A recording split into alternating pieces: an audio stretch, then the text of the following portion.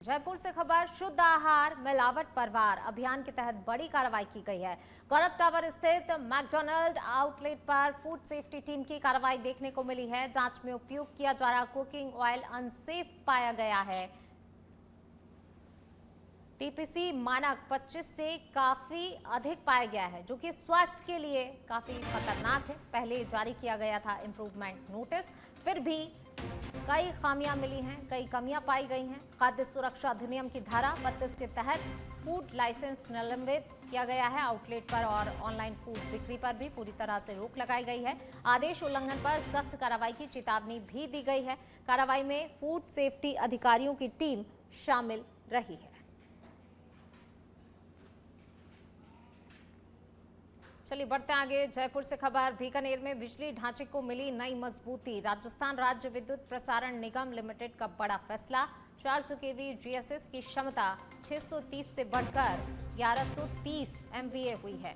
Raisar Jaipur road स्थित GSS पर 500 MVA का नया ट्रांसफार्मर लगाया गया है। बिजली आपूर्ति अब अधिक स्थिर होगी। निर्बाध और भरोसेमंद वोल्टेज फ्लक्चुएशन, ट्रिपिंग और लोड कटौती में राहत मिलेगी। 6 अन्य 220 केवी स्टेशनों पर लोड बैलेंसिंग होगी बेहतर।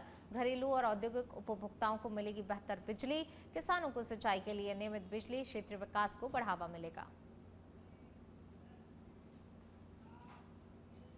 खबर जयपुर से है, जहां माणक चौक थाना में कांस्टेबल गिरधर सिंह ने एक बार फिर से मानवता और तत्परता का उदाहरण पेश करते हुए गुमशुदा 16 वर्षीय बालक को सुरक्षित तलाश कर परिजनों के सुपुर्द किया। बालक घर से जिम जाने की बात कहकर निकला था, लेकिन उसकी लोकेशन दुर्गापुरा रेलवे स्टेशन के पास मिली। सीसीटीवी जांच में वह ट्रेन में बैठता नजर आया। इसके बाद पुलिस ने जीआरपी और आरपीएफ से संपर्क कर ट्रेन की लोकेशन साझा की। तत्परता दिखाते हुए बालक को हरियाणा के लोहारू में सुरक्षित दस्तयाब किया।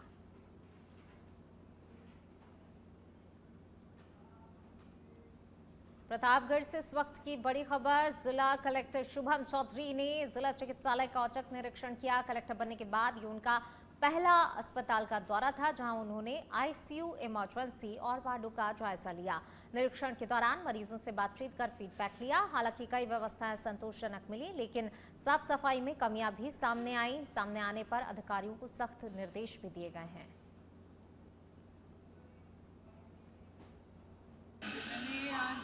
जिला चिकित्सालय प्रतापगढ़ का दौरा किया है और यहाँ पे कुछ सुविधाएं जो हैं वो दुरुस्त मिली हैं और कुछ में मुझे लगता है कि इम्प्रूवमेंट का काफ़ी स्कोप है। कुछ हद तक साफ़ सफाई जो है उसमें जो मुझे कमियाँ मिली उससे संबंधित निर्देश दिए गए हैं। बाकी कुछ रिपेयर और मेंटेनेंस वगैरह के काम हैं, उसके लिए मैंने बोला है कि आरएमआरएस फंड से जो है वो सैंक्शन करा के कुछ काम कराए। बढ़ेंगे आगे, बात करेंगे अगली खबर की। अलवर से खबर है, जहां शहर में चोरों के हौसले इस कदर बुलंद हैं कि एक ही दिन में 3 अलग अलग जगहों से मोटरसाइकिल चोरी की वारदात को अंजाम दिया। कोतवाली थाना क्षेत्र में भगत सिंह सर्किल, दाऊदपुर फाटक और स्कीम नंबर 3 से बाइक चोरी की घटनाएं सामने आई। बताया जा रहा है चोर नई मोटरसाइकिलों को निशाना बनाते हैं और महज 15 सेकंड में मास्टर चाबी से बाइक पार कर देते हैं। लगातार बढ़ रही इन घटनाओं से शहरवासियों में डर का माहौल है।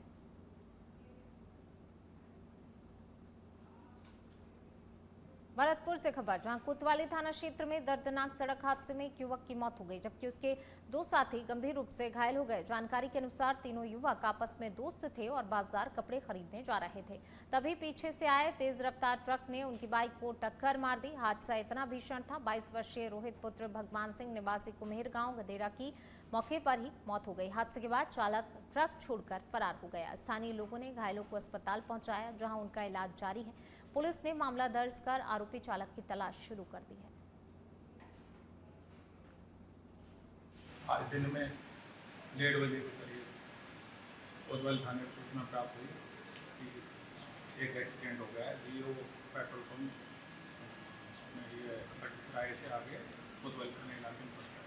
एक मोटरसाइकिल सवार 3 व्यक्ति सवार थे, जिनकी ट्रक से एक्सीडेंट हो गया है, जिसमें जालौर के सांचौर से खबर है, जहां पुलिस को बड़ी सफलता हाथ लगी। आबकारी अधिनियम के 16 साल पुराने मामले में फरार चल रहे 25,000 रुपए के नामी आरोपी को गिरफ्तार कर लिया गया। पुलिस के विशेष अभियान के तहत आरोपी संदीप सिंह निवासी टिब्बी हनुमानगढ़ को सीकर से दबोचा गया। आरोपी के खिलाफ वर्ष 2011 में विभिन्न धाराओं में मामला दर्ज था और वह लंबे समय से फरार चल रहा था। अतिरिक्त पुलिस अधीक्षक के निर्देशन में सांचौर पुलिस टीम ने कार्रवाई की। आरोपी को न्यायालय में पेश किया गया है।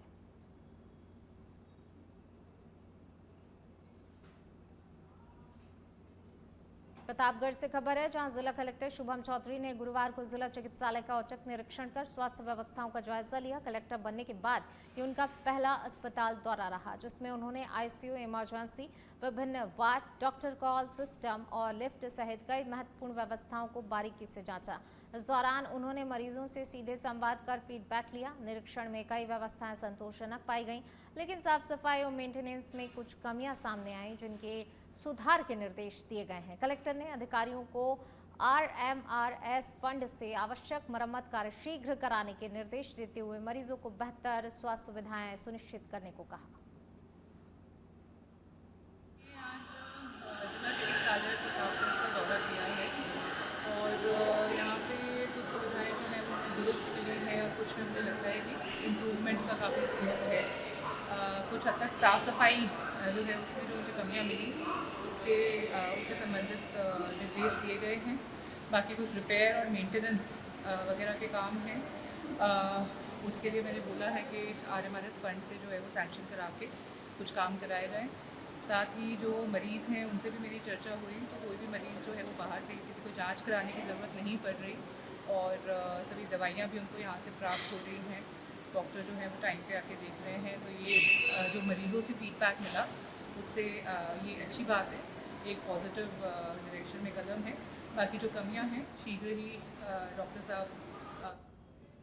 बांसवाड़ा से खबर, जहां परतापुर उप जिला अस्पताल की व्यवस्थाओं में सुधार को लेकर प्रशासन सक्रिय हो गया है। गढ़ी विधायक कैलाश मीणा के निर्देश पर स्वास्थ्य विभाग और NHM सिविल विंग के अधिकारियों ने अस्पताल का निरीक्षण कर जरूरी कार्य चिन्हित किए। निरीक्षण के दौरान भवन की स्थिति का आकलन करते हुए सेप्टिक टैंक और छत की सफाई, सीलन रोकने के लिए डैम प्रूफ ट्रीटमेंट, जर्जर प्लास्टर की मरम्मत, शौचालय सुधार जैसे कार्य प्राथमिकता में रखे गए हैं। नगर पालिका और सफाई एजेंसी के समन्वय से अभियान चलाया जाएगा। अधिकारियों ने बताया आवश्यक कार्यों का लागत अनुमान तैयार किया जा रहा है, ताकि मरीजों को बेहतर और सुगम स्वास्थ्य सुविधाएं उपलब्ध कराई जा सके।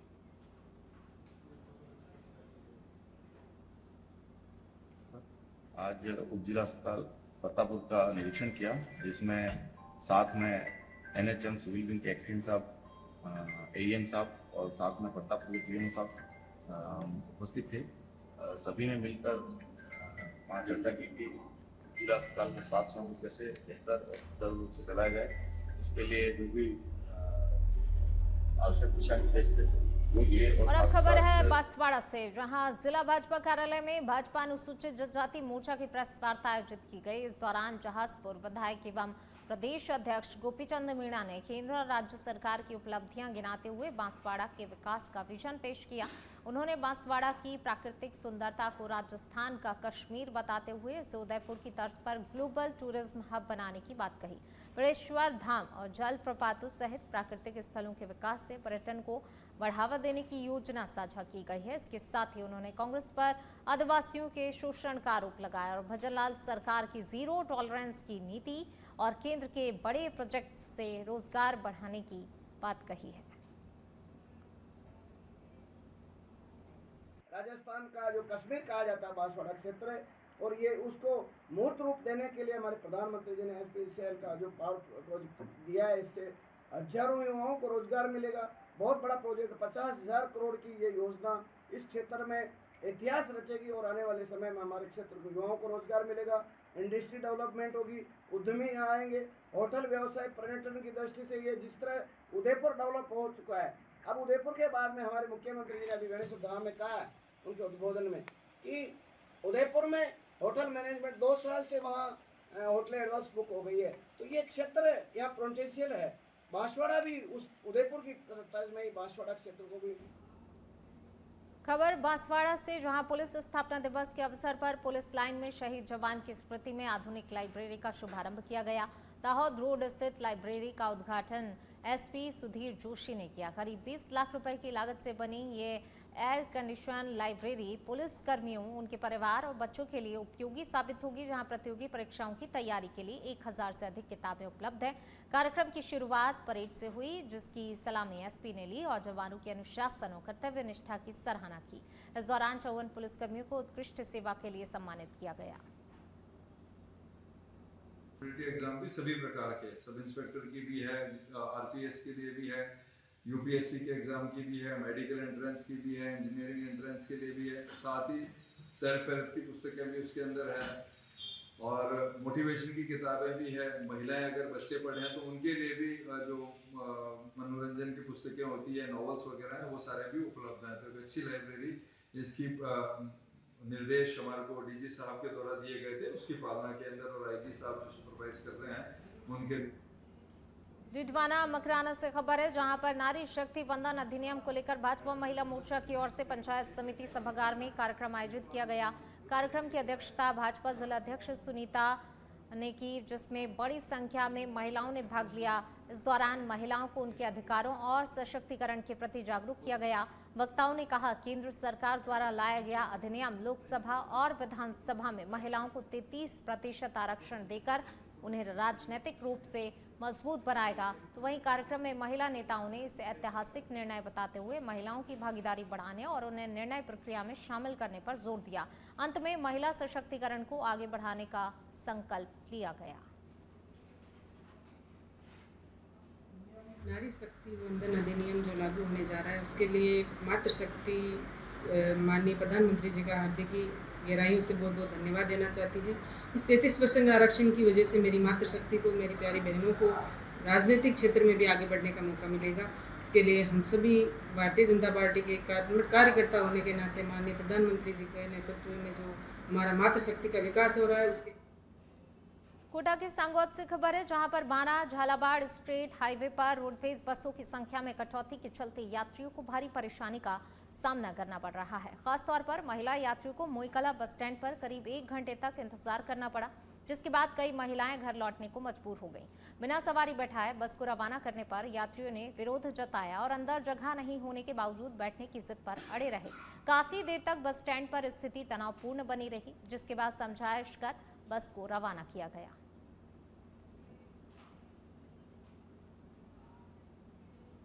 और अब खबर करौली से है, जहां कलेक्ट्रेट सभागार में जिला कलेक्टर अक्षय गुतारा की अध्यक्षता में जिला स्तरीय जन सुनवाई एवं अटल जन सेवा शिविर का आयोजन किया गया। इस दौरान आम जन की समस्याओं को सुनते हुए कई परिवादों का मौके पर ही निस्तारण किया गया। कलेक्टर ने अधिकारियों को निर्देश दिए, जन सुनवाई रात्रि चौपाल और संपर्क पोर्टल पर प्राप्त प्रकरणों का संवेदनशीलता के साथ त्वरित समाधान किया जाए, ताकि लोगों को सरकारी दफ्तरों के चक्कर ना लगाने पड़े। उन्होंने 90 से 180 दिन तक लंबित मामलों सहित विभिन्न प्रकरणों का 7 दिन में निस्तारण सुनिश्चित करने के निर्देश दिए।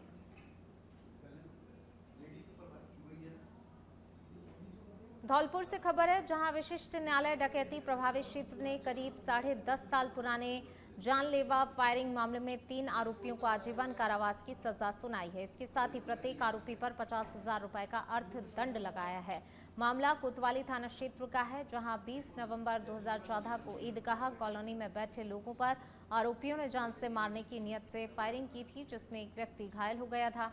पुलिस ने जांच के बाद कोर्ट में चालान पेश किया। सुनवाई के बाद न्यायाधीश राकेश गोयल ने सुरेश रामरस और राम अख्तियार गुर्जर को दोषी मानते हुए सजा सुनाई। थाना बसेड़ा नीला ग्राउंड की ओर से एक मोटरसाइकिल से आए तो उन्होंने गोली चलाई जो कल्ला पुत्र मनोहर के लगी, जिसमें पुलिस द्वारा तफ्तीश कर तीनों मुलजिमों के विरुद्ध चालान पेश किया। न्यायालय द्वारा विचारण पश्चात तीनों मुलजिम सुरेश रामरस और राम कत्यार को धारा 307, 34 IPC में। श्री गंगानगर से खबर है, जहां नारी शक्ति वंदन अधिनियम के समर्थन में सैकड़ों महिलाओं ने भव्य बाइक रैली निकालकर महिला सशक्तिकरण का संदेश दिया। ये रैली बिहानी कॉलेज से शुरू होकर शहर के प्रमुख मार्गों से होते हुए भारत माता चौक पर संपन्न हुई। रैली में शामिल महिलाओं ने 33% आरक्षण के फैसले का स्वागत करते हुए प्रधानमंत्री नरेंद्र मोदी का आभार जताया। इस दौरान हस्ताक्षर अभियान भी चलाया, जिसमें बड़ी संख्या में महिलाओं ने भाग लिया। कार्यक्रम में महिलाओं ने इसे ऐतिहासिक कदम बताते हुए आगे भी ऐसे प्रयास जारी रखने का संकल्प लिया।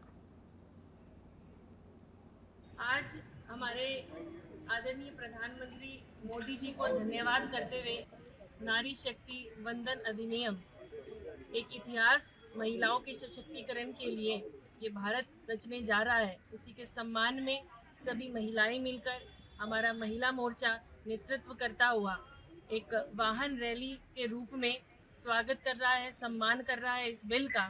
और मैं समझती हूँ यह मील का पत्थर सभी श्री गंगानगर के रायसिंह नगर से खबर है, जहां पर मोबाइल चोरी और साइबर ठगी के बढ़ते मामलों के बीच पुलिस ने बड़ी सफलता हासिल की। प्रशिक्षु आरपीएस प्रियंका के नेतृत्व में साइबर टीम ने अत्याधुनिक तकनीक की मदद से 9 चोरी हुए मोबाइल फोन बरामद कर उनके मालिकों को सुपुर्द किए। इन मोबाइल की कीमत करीब 1,50,000 रुपए बताई जा रही है। थाना परिसर में आयोजित कार्यक्रम में लोगों को उनके फोन लौटाए गए, जिससे उनके चेहरे पर खुशी साफ नजर आई। पुलिस के अनुसार पिछले 1 माह में 18 मोबाइल बरामद किए जा चुके हैं। वहीं 11 मामलों में करीब 4,55,000 रुपए की साइबर ठगी की राशि भी वापस दिलाई गई है।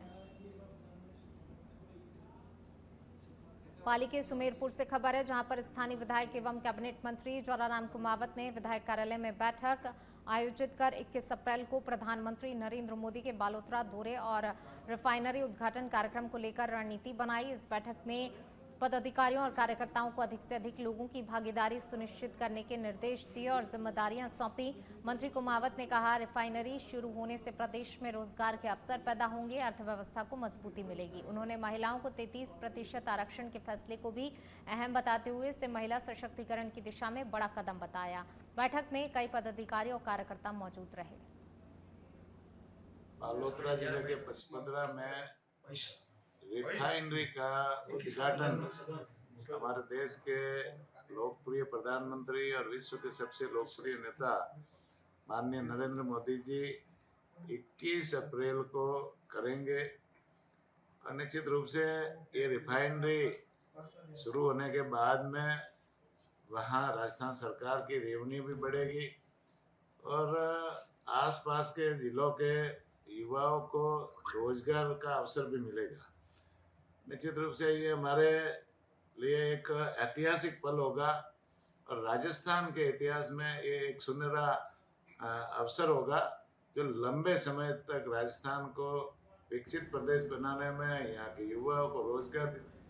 और अब खबर है धौलपुर से, जहां सरमथुरा थाना क्षेत्र के बरौली गांव के पास 2 बाइकों की आमने सामने हुई भिड़ंत में 2 युवकों की दर्दनाक मौत हो गई। जानकारी के अनुसार सुनकई गांव निवासी रोहित मीणा और चलाचौंद गांव निवासी लवकुश मीणा इस हादसे का शिकार हुए। टक्कर इतनी भीषण थी कि दोनों युवक गंभीर रूप से घायल हो गए, जिन्हें अस्पताल ले जाया गया, जहां उपचार के दौरान उन्होंने दम तोड़ दिया। सूचना पर पुलिस मौके पर पहुंची, शवों को पोस्टमार्टम के लिए भिजवाया। खैरथल तिजवारा जिले के भिवाड़ी से खबर, जहां औद्योगिक क्षेत्र में बढ़ती वेतन विसंगतियों और श्रमिक असंतोष के बीच एक अहम बैठक आयोजित की गई। रिको गेस्ट हाउस में हुई इस बैठक की अध्यक्षता श्रम सचिव पीसी किशन ने की, जिसमें जिला कलेक्टर अतुल प्रकाश, एसपी ब्रजेश ज्योति उपाध्याय सहित कई अधिकारी मौजूद रहे। बैठक में श्रमिकों की समस्याओं, वेतन असमानता और औद्योगिक माहौल को संतुलित रखने पर चर्चा हुई। श्रम सचिव ने उद्योग प्रबंधन को श्रमिकों से संवाद बनाए रखने और समय पर वेतन भुगतान सुनिश्चित करने के निर्देश दिए। इसके साथ ही कैंटीन, स्वास्थ्य सुविधाएं और कार्यस्थल की व्यवस्थाओं को बेहतर करने पर जोर दिया गया। प्रशासन ने अफवाह फैलाने वालों पर सख्त कार्रवाई की चेतावनी दी। और अब खबर राजधानी भोपाल से, मध्य प्रदेश के मुख्यमंत्री डॉक्टर मोहन यादव ने जनगणना, जनजाति विकास और नारी सशक्तिकरण को लेकर अहम संदेश दिया। डिजिटल जनगणना में जन भागीदारी की अपील करते हुए उन्होंने कहा कि ये भविष्य की विकास योजनाओं की मजबूत नींव है। तो वहीं जनजातीय उप योजना कार्यशाला में राज्यपाल मंगूभाई पटेल की मौजूदगी में सीएम ने जनजातीय समाज के लिए बजट बढ़ाने और उसके सही उपयोग का भरोसा दिलाया है। इसके साथ ही नारी शक्ति वंदन अधिनियम को लोकतंत्र को मजबूत करने वाला ऐतिहासिक कदम बताया।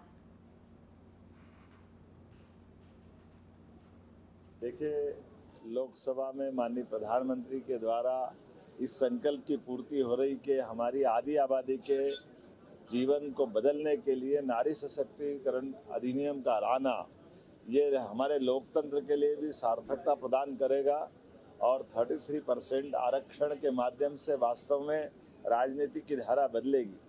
तथाकथित जो लोग भी विरोध कर रहे हैं उनको समझ में आना चाहिए, बहनों का उनका अधिकार देना, यद्यपि वो दोहरा मापदंड अपना रहे हैं। एक तरफ आरक्षण की समर्थन की बात कर रहे हैं, दूसरा परिसीमन और बाकी आड़ में लेकर मूलतः आरक्षण विधेयक का विरोध कर रहे हैं। जनता सब समझती है, कोई माफ करने वाला नहीं है।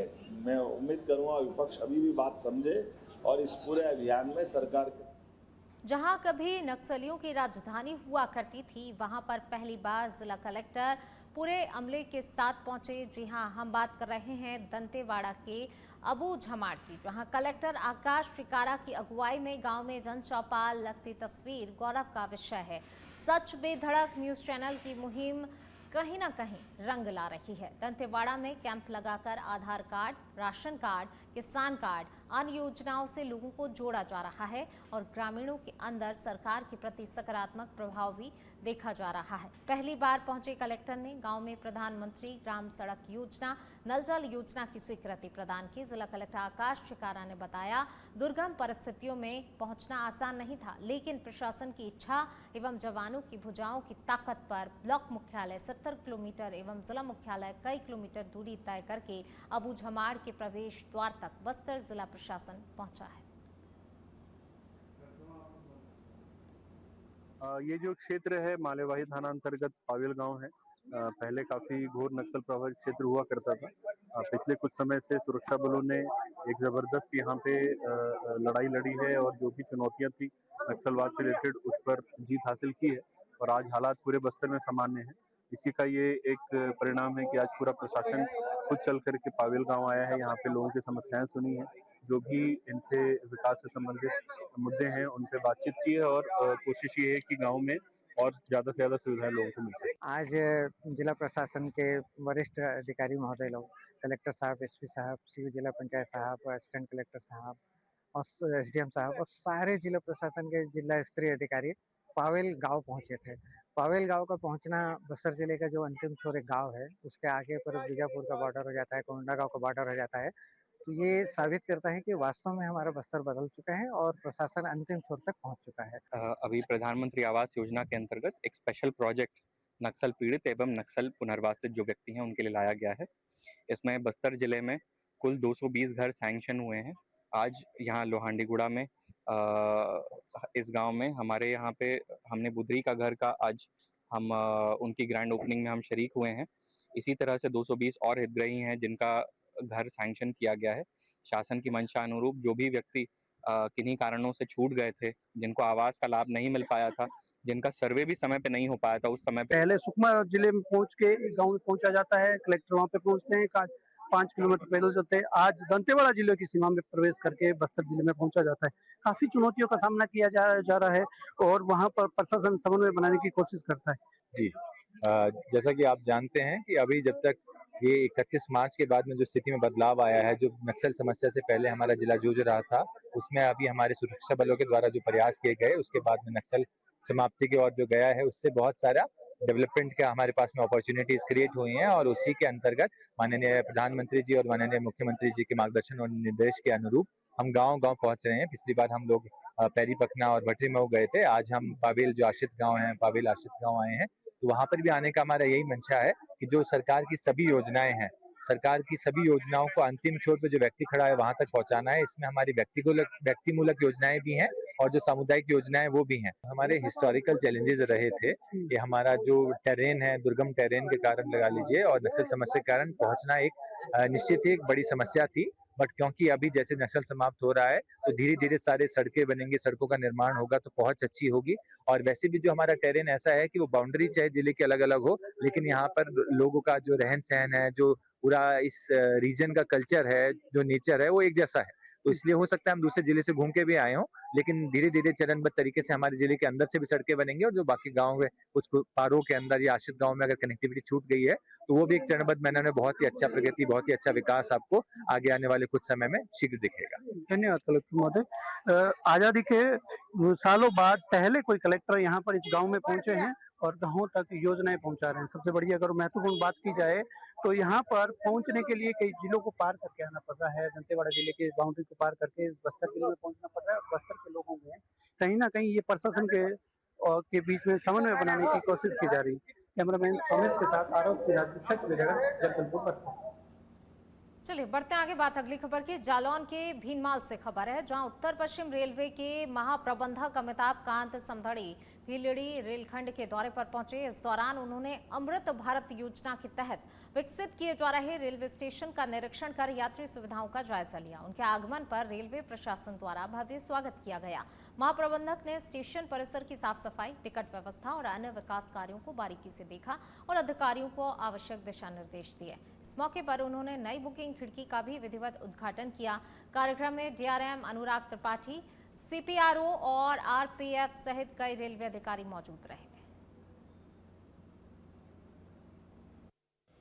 भिंडी से लेकर संबली तक का सेक्शन जो नॉर्थ वेस्टर्न रेलवे के जोधपुर डिवीजन में आता है, ये काफ़ी दूर दराज के सेक्शनों में से एक है।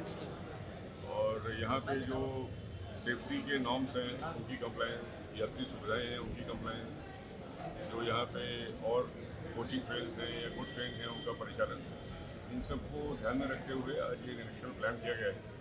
सुबह हम लोग करीब 8:30 बजे से घड़ी से शुरुआत की है निरीक्षण की, और जितने भी इम्पोर्टेंट स्टेशन हैं या जहाँ जहाँ पे काम चल रहा है, दोहरीकरण की आप लोगों को जानकारी होगी कि लूनी से लेके भिंडी तक दोहरीकरण का कार्य भी चल रहा है। दोहरीकरण के कार्य में कई सारे कॉम्प्लिकेशंस होते हैं क्योंकि जो सिस्टम चल रहा है उसी से। और अब खबर जैसलमेर से है, जहां भारतीय प्रशासनिक सेवा की वरिष्ठ अधिकारी अनुपमा जौरवाल ने जिले की 67वीं जिला कलेक्टर एवं जिला मजिस्ट्रेट के रूप में अपना पदभार ग्रहण किया। इस दौरान अधिकारियों ने उनका स्वागत किया। पदभार संभालने के बाद उन्होंने प्रशासनिक अधिकारियों के साथ बैठक कर जन कल्याणकारी योजनाओं और फ्लैगशिप योजनाओं की प्रगति की समीक्षा की। उन्होंने स्पष्ट किया कि आमजन से जुड़े हुए कार्यों में पारदर्शिता, संवेदनशीलता और जवाबदेही उनकी प्राथमिकता रहेगी। मीडिया से बातचीत में उन्होंने पर्यटन को बढ़ावा देने, खासकर कि समर और नाइट टूरिज्म पर फोकस करने की बात कही। इसके साथ ही पानी, बिजली जैसी मूलभूत सुविधाओं को सुदृढ़ करने और जन समस्याओं के त्वरित समाधान पर जोर दिया। मेरे लिए ये बहुत ही खुशी का और गर्व और जिम्मेदारी वाला अनुभव है कि मुझे वापस जैसलमेर जिले की जिम्मेदारी दी गई है as district collector. Last time मेरा जो कार्यकाल था बहुत ही छोटा था, तो उसमें जो चैलेंजेस थे वो मैं बहुत उन पे काम नहीं हम लोग कर पाए थे, हालांकि शुरुआत कर दी गई थी। इस बार जो प्रायोरिटीज़ है, डेफिनेटली जो जिले की कुछ लेगेसी इश्यूज़ हैं, यहाँ के कुछ लैंड इश्यूज़ हैं, टूरिज्म रिलेटेड काफ़ी इश्यूज़ हैं, फिर हमारा क्योंकि बॉर्डर एरिया है तो उसमें बॉर्डर रिलेटेड डेवलपमेंट वर्क्स हैं, जैसे मानसी विलेजेस हैं, उनके अपने इश्यूज़ थे जो लास्ट टाइम। जयपुर से खबर है, जहां एडीसीपी वेस्ट राजेश गुप्ता की मॉनिटरिंग में करधनी थाना पुलिस ने चलती लोडिंग गाड़ी से काजू का कार्टन चोरी करने वाले 2 आरोपियों को गिरफ्तार किया। ये वारदात 14 अप्रैल को 206 बीघा कालवाड़ रोड पर हुई है, जिसका वीडियो सोशल मीडिया पर वायरल हो रहा है। मामले में थानाधिकारी सबाई सिंह के नेतृत्व में कार्रवाई करते हुए पुलिस ने आरोपी अशरफ खान और जोयब खान को काबू किया है। उनके कब्जे से चोरी किया गया काजू का कार्टन और घटना में प्रयुक्त मोटरसाइकिल भी बरामद की। श्रीगंगानगर के घरसाना से बड़ी खबर, जहां एक निजी लैब की गंभीर लापरवाही सामने आई है। जांच के दौरान एक महिला को HIV पॉजिटिव बताया गया, जिससे कि वे मानसिक तनाव में आ गई।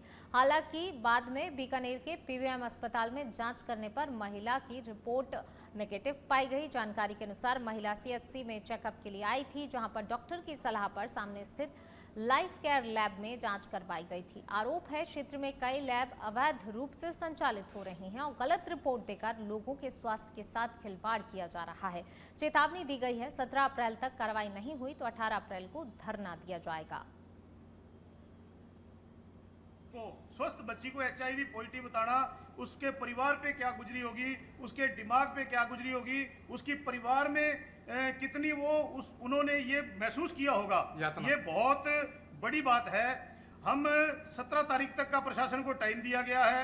18 तारीख को हम अपनी रणनीति तय करके हॉस्पिटल के सामने अनिश्चितकालीन धरना देंगे और ये जो अवैध दुकानें इन्होंने लूट की खोल रखी है इनको तो ही कहना है भी हटो, ये सारा सिस्टम है नहीं, मेडिकल है, जहाँ लैब है, सारी आपको चीज जावे। हर तरह दवाई है तो हर पूरी हर तरह महंगी, हम दुकान छोड़ के बाजार में जाऊंगा तो ठीक रेट में मिलेगी, रट्टा मिलेगी जी। तो घी को भाव को नहीं भी नो ज्यादा दवाइयाँ